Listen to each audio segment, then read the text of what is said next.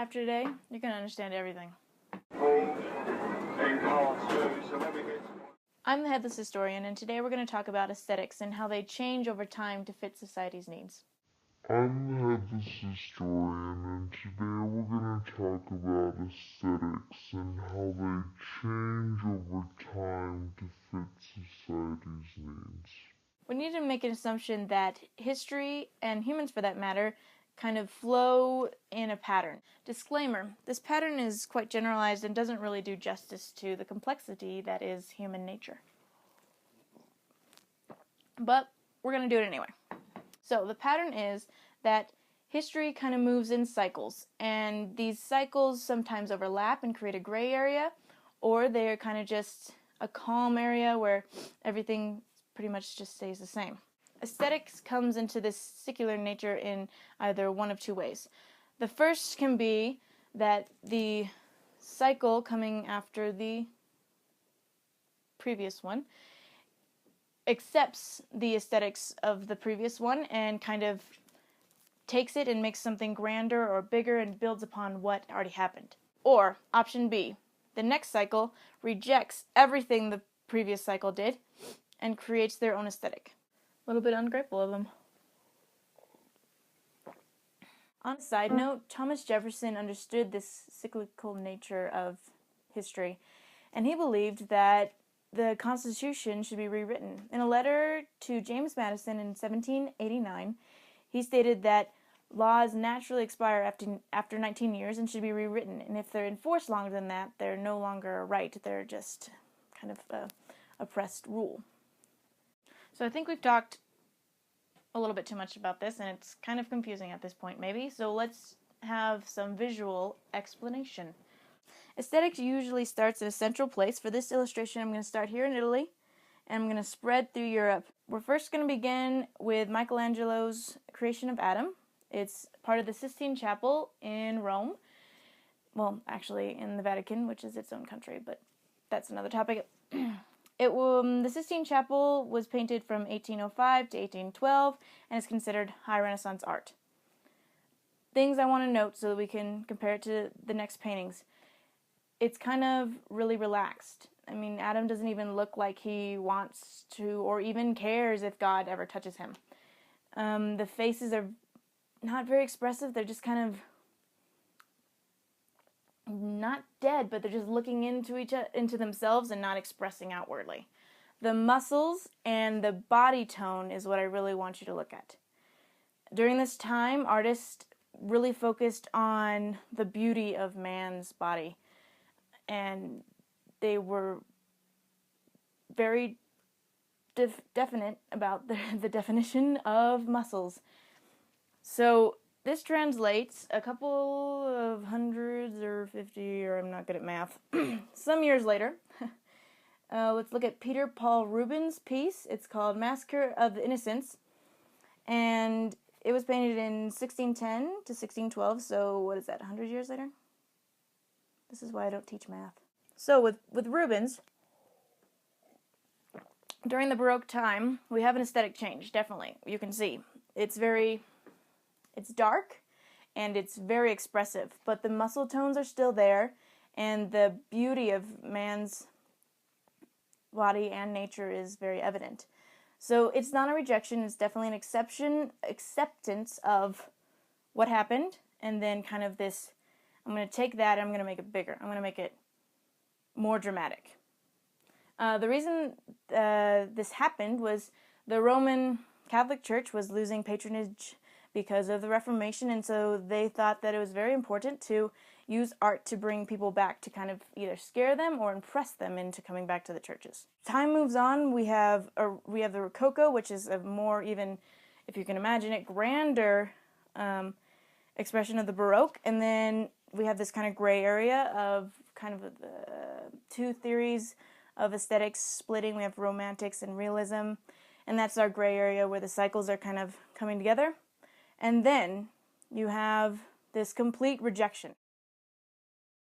We have Claude Monet's.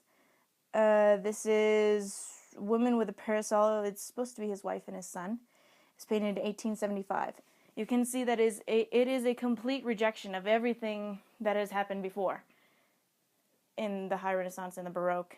There's no muscle tone. You can barely see her face. It's not about the human body anymore. It's not about the grandeur of nature. What is it about? It's more about just kind of the expression of, or an impressionism, of what the artist is seeing. So it's no longer about muscle tone. It's no longer about idealism. It's about what the artist is seeing, the individual is seeing. Now, this aesthetic, Impressionism, came about because of a new technology. The invention of taking paint and putting into a tube was one of the big causes of this new aesthetic. Artists were allowed to now go outside and paint and not have to stay in their studio, so they could see things in real time, and it just changed art as everyone had known it up till that time. We see this kind of secular nature happen even today. Although one of my history teachers, Heath, believes that these cycles kind of move faster today because humans are moving faster today. So with the modern era, that would be late 1800s to kind of the middle of the 1900s, gave us film art. It's this new technology that's come along, and it has the same nature as any other type of art medium. So my illustration for this is gonna take you to other places. I'm sorry, because of copyright I can't really put it in my video. All I'm gonna do is I'm gonna pause the video at certain points, you follow the link and you go watch it and come back, and then we'll kind of link it all together. Film becomes this artistic thing that has both high and low art, meaning bad and good.